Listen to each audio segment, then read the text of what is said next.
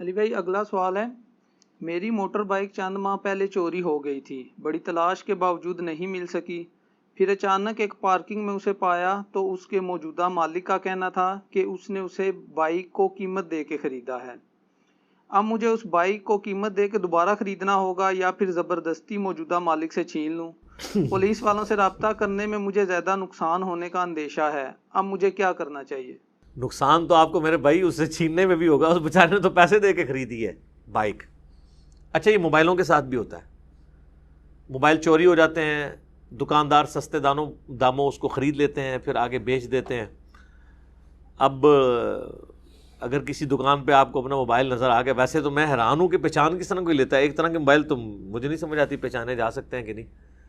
Motor bike تو پھر بھی پہچانی جا سکتی ہے کہ وہ نیم پلیٹ، اس پہ نمبر پلیٹ لگی ہوئی ہوگی، تو اس اعتبار سے اگر اس طرح کا معاملہ ہو جائے تو آپ کو متعلقہ اداروں سے رجوع کرنا چاہیے، پولیس کے پاس جائیں اور بتائیں کہ جی یہ اس طرح ایشو ہے، تاکہ وہ پولیس کی ہی کمپیٹنسی ہے کہ وہ پھر ڈیپ ڈگ کرے گی کہ اس نے آگے سے کس سے خریدی، اور کرتے کرتے وہ مالک تک پہنچنے میں کامیاب ہو جائیں گے، اس مالک تک جس نے پہلی دفعہ وہ بیچی تھی چوری کر کے۔ کوئی تو ایک شروع ہے نا جہاں سے یہ سارا سٹارٹ ہوا ہے معاملہ، تو اس کے لیے تو قانون کو ہاتھ میں لینے کی ضرورت نہیں کہ آپ جا کے اس پہ قبضہ کر لیں۔ ویسے بھی آپ کو جس نے پیسے دے کے دیے وہ لی ہے، وہ تو آپ کو موٹر بائک اس طریقے سے واپس نہیں کرے گا۔ تو یہ چیز تو غلط ہے کہ آپ یہ کہیں کہ اس نے چوری کا مال خریدا کیوں۔ بعض اوقات لوگوں کو نہیں پتا ہوتا کہ چوری کا مال ہے،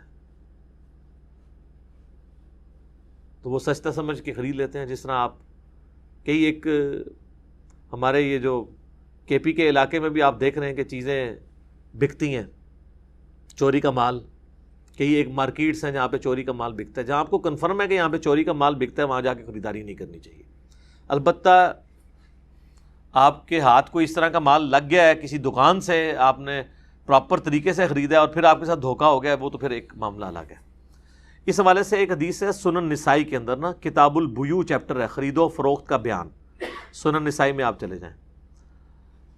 ایک صحابی تھے سیدنا اسید بن زہیر رضی اللہ تعالیٰ عنہ، یہ حضرت معاویہ رضی اللہ تعالیٰ کے دور میں گورنر تھے یمن کے۔ ان کو خط لکھا مروان بن حکم نے، جو گورنر مدینہ تھا حضرت معاویہ کا دست راست، اور کہا کہ جی حضرت معاویہ کی طرف سے یہ آرڈر آیا ہے کہ جو شخص بھی اپنا چوری کا مال کسی کے پاس پائے تو وہ اس چیز کا حقدار ہے کہ زبردستی جا کے قبضہ کر لے اس سے۔ اس زمانے میں کئی ایک چیزیں تھیں، زیورات چوری ہو جاتے تھے، گھوڑا چوری ہو گیا ہے، اونٹ، گائے، یہ تو بندہ پہچان لیتا ہے نا۔ آج بھی آپ دیکھیں جن کی یہ چیزیں ہیں وہ دوسری جگہ بھی آپ باندھ دیں وہ جا کے پہچان لیتے ہیں۔ تو حضرت معاویہ نے ایگزیکٹو آرڈر جاری کیا کہ اگر کسی کو چوری کا مال کسی دوسرے کے پاس ملے اور اس کو یہ پتہ ہے کہ میرا مال ہے تو جا کے وہ قبضہ کر لے، وہی اس کا مالک ہے۔ اب یہ کہنے کو تو بڑی اچھی سی بات لگتی ہے، لیکن اس بیچارے نے بھی تو کسی سے خریدا ہے نا، وہ چور تو نہیں ہے۔ چور ہوتا تو اس کو پکڑ کے پھر قاضی کے حوالے کریں، چور نہیں، چور نے بیچا اور بیچتے بیچتے 3-4 جگہوں سے کسی جگہ پہنچ گیا، آپ نے دیکھ لیا۔ تو حضرت اسید کو جب یہ خط ملا تو انہوں نے مروان کو جوابی خط لکھا اور ان کا کہ حضرت معاویہ کو بتا دو میں ان کا یہ حکم ماننے کے لیے تیار نہیں ہوں، کیونکہ میں نے رسول اللہ سے سنا ہے صلی اللہ علیہ وآلہ وسلم کہ اگر تم اپنی چوری شدہ چیز کسی شخص کے پاس پاؤ اور وہ جھوٹا شخص بھی نہ ہو، بے ایمان آدمی نہ ہو، اس بیچارے کے ساتھ بھی یعنی کہ دھوکہ ہو گیا، اس نے کہیں سے خریدا ہے، تو تم اس سے وہ چیز پیسے دے کے خریدو گے، کیونکہ آلریڈی اس نے تو پیمنٹ کی ہوئی ہے، اگرچہ چیز تمہاری ہے لیکن اس نے تو خریدی ہوئی ہے۔ ظاہر ہے یہ عدل کا بھی تقاضا یہی ہے۔ یا پھر تم چور کی تلاش کرو، جو میں نے کہا کہ چور کی تلاش کریں، اس کے اوپر ظلم تو نہیں ہونا چاہیے۔ یہ خط مروان کے پاس آیا تو مروان نے حضرت معاویہ کو لکھ دیا کہ یہ تھوڑا ہی گورنر تو کہہ رہے بھائی میں نہیں جے مننا، حدیث یہ ہے۔ تو اب حضرت معاویہ کے پاس حدیث آئی تھی تو ان کو ماننی چاہیے تھی، تو انہوں نے آگے سے جواب میں کہا کہ بھائی میری حکومت کے اندر میری مرضی چلے گی، استغفر اللہ واتوب الیہ۔ یہ ملوکیت اور خلافت کا فرق ہوتا ہے۔ ایک نئی حدیث آج ہم نے مارکیٹ میں آپ کو پیش کی ہے۔ اور مروان کو یہ خط لکھ کے واپس کیا تو اب مروان نے وہ خط جو ہے نا وہ حضرت سید کو بھیجا، وہ بھی صحابی تھے، ظاہر ہے مروان تو بیچ میں تابعی ہے نا، وہ تو ٹکر نہیں لے سکتا تھا. تو حضرت سید نے پھر جواب میں لکھا کہ بھئی میں معاویہ کا حکم نہیں مانوں گا، میں اپنی اس گورنری کے اندر وہ بات کروں گا جو رسول اللہ نے فرمائی، جس کے مطابق ابو بکر، عمر اور عثمان فتوے دیتے رہے، میں معاویہ کا حکم نہیں مانوں گا. یہ حدیث مکمل ہو جاتی ہے سن نسائی کے اندر، کتاب البیوع چیپٹر کے اندر.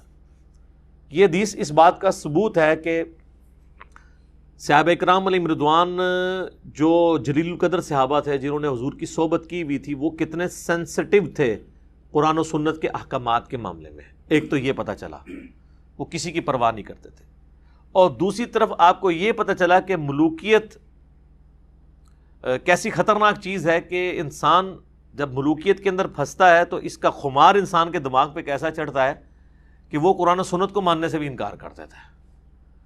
اب ہمیں تو لوگ کہتے ہیں یار جب سے مجھے جناب وہ رفع دین کی حدیث پتہ چلی تو میں نے رفع دین شروع کر دیا. اچھا مجھے نہیں پتا تھا یہ حدیث پتہ چلی تو میں نے یہ شروع کر دیا، پہلے تو میں یہ کرتا تھا.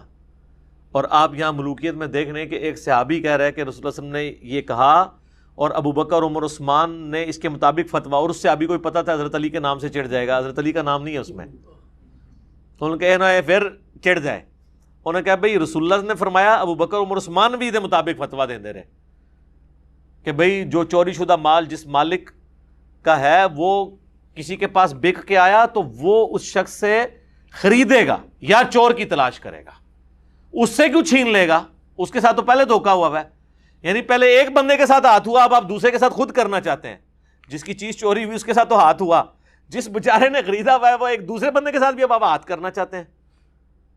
تو اس طرح کی یعنی نشے لوگوں کو چڑھتے ہیں پالیٹکس کے اندر. آپ کو پتا ہے یہ ذوالفقار علی بھٹو صاحب بھی جب آئے تھے، انہوں نے بھی ایک ایگزیکٹو آرڈر جاری کیا تھا کہ جو کرائے کے مکانوں میں رہ رہے ہیں نا، تو وہ مکان انہی مکانوں کے اوپر وہ قبضہ کر لیں، کیونکہ مالک کے مکان کے پاس تو آلریڈی اپنا مکان موجود ہے. استغفر اللہ واتوب الیہ. یعنی کتنا بڑا ظلم مصیبت ڈال دی ہے. یعنی اور اسی وقت سے یہ بدعت شروع ہوئی ہے کہ لوگ کرایہ داروں کو جب گھساتے ہیں تو کتنی گارنٹیز اس میں لیتے ہیں کہ یار اس کو نکالنا مصیبت نہ ہو جائے. ایک تو ہے نا کہ کرایہ نہیں دے گا، وہ تو ایک علیحدہ معاملہ ہے، یہ نکلنے سے انکار کر دے تو پھر ابھی بھی جہاں پہ بدماش گھس جاتے ہیں تو وہ آپ عدالتوں کے چکر کاٹتے رہتے ہیں، وہ کون نہیں نکلتے. زمینوں پہ قبضہ کر لیتے ہیں، مکانوں پہ قبضہ کر لیتے ہیں، دکانوں پہ قبضہ کر لیتے ہیں. یہ جب سے یہ ایف اے ٹی ایف کا چکر آیا نا اور دہشت گردی کے پوائنٹ آف ویو سے، اسلام آباد میں تو ایٹ لیسٹ سختی شروع ہو گئی ہے، باقی شہروں کا مجھے نہیں پتا. اسلام آباد میں تو آپ کوئی بھی کرایہ دار اس طرح خود نہیں رکھ سکتے. کرایہ دار کو آپ نے جا کے اے سی کے سامنے، اسسٹنٹ کمشنر کے سامنے پیش کرنا ہے، وہ اپنا شناختی کارڈ ساتھ لے کے جائے گا، اس کو پھر اس لوکل پولیس اسٹیشن میں بھی لے کے جانا ہے، وہاں پہ اس کی لائیو اس وقت یعنی ریئل ٹائم تصویر کھینچی جائے گی، اور ایک ڈاکومنٹ ہے جو کمپیوٹرائز نکلتا ہے، وہ فل ہوگا جس پہ اس کی تصویر، شناختی کارڈ، پورا اس کا آبائی علاقہ، وہ کیا کرتا ہے، سب کچھ. اس کے بعد آپ مکان اس کو دیں گے. اور اس کا ایک فائدہ یہ ہو گیا کہ وہ مصیبت اب ختم ہو گئی کہ اگر کسی کے مکان کے اندر آ کے کوئی دہشت گرد یا کوئی چوری چکاری کرنے والا گینگ آ کے آباد ہو گیا تو پہلے مالک مکان کو پکڑتے تھے.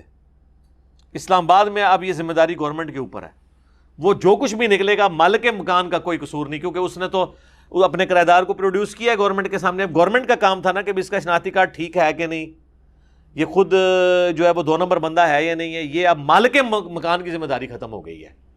اور تا وقت ہے کہ وہ جب تک وہ اس کو بدل نہ لے اپنے کرایہ دار کو، وہ ایک ڈاکومنٹ ایک دفعہ ہی بنانا پڑتا ہے، وہ بے شک اب 10 سال چلائیں.